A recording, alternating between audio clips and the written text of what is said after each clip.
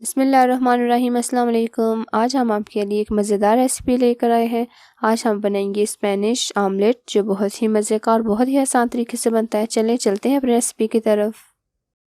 Video शुरू करने से पहले हमारे यूट्यूब चैनल सब्सक्राइब कर लें, साथ ही बेल आइकन का बटन उसे प्रेस करें, ऑल पे कर दें, ताकि हर आने वाली न्यू वीडियो आप तक आसानी से पहुँच सके। जो बिल्कुल फ्री है। बिस्मिल्लाहिर्रहमानिर्रहीम। एक पैन लिया, इसमें 1/4 कप मैंने ऑयल डाला है। फ्लेम मैंने ऑन कर लिया है। 2 मीडियम साइज़ के मैंने पोटैटो लिए हैं, इन्हें छोटा छोटा काट लिया, ये डालेंगे और हल्का सा फ्राई करेंगे। एक मीडियम साइज़ का मैंने प्याज लिया था, उसको बिल्कुल चॉप कर लिया, ये डालेंगे। थोड़ी देर के लिए फ्राई करेंगे। हाफ चम्मच नमक, अच्छे तरीके से मिक्स कर लेंगे। आधा कप पानी लिया है, ये डालेंगे और इसको स्लो आंच करके इसको ढक कर रख देंगे। 5 मिनट हो गए हैं, पानी हमारा बिल्कुल खुश्क हो गया। फ्लेम ऑफ कर देंगे और इसे ठंडा कर लेंगे। एक बाउल लिया है, उसमें मैंने 4 अदद अंडे लिए हैं, ये डालेंगे। आधा चम्मच नमक,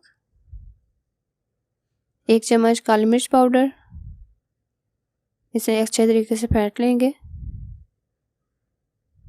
कटा हुआ धनिया 2 चम्मच, 1 चम्मच पुदीना कटा हुआ, इसे अच्छे तरीके से मिक्स कर लेंगे।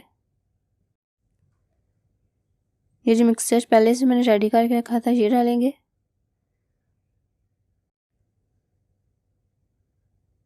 अब इसे अच्छे तरीके से फेंट लेंगे।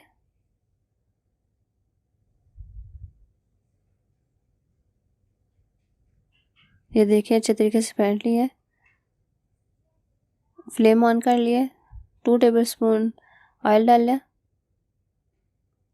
इसे अच्छे तरीके से ब्रश की मदद से फैला लेंगे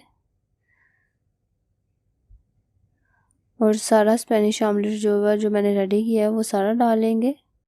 1 चम्मच की मदद से अच्छे तरीके से फैला लेंगे, ताकि सारी साइड से अच्छे तरीके से मोटा हो, कहीं से पतला ना रहे और कहीं से मोटा ना हो जाए। अब इसे स्लो आंच पे 5 मिनट के लिए ढक कर रख देंगे।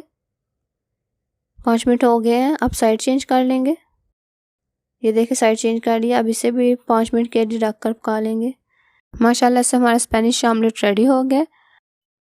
अगर आज की रेसिपी अच्छी लगे तो मुझे कमेंट करके ज़रूर बताएं। अगर आज की रेसिपी अच्छी लगे तो वीडियो को लाइक करें, अपने दोस्तों के साथ शेयर करें और मज़े की रेसिपी को देखने के लिए हमारे यूट्यूब चैनल हांडी जल्दी की नहीं को सब्सक्राइब कर लें। मिलते हैं एक न्यू रेसिपी के साथ, तब तक के लिए अल्लाह हाफिज़।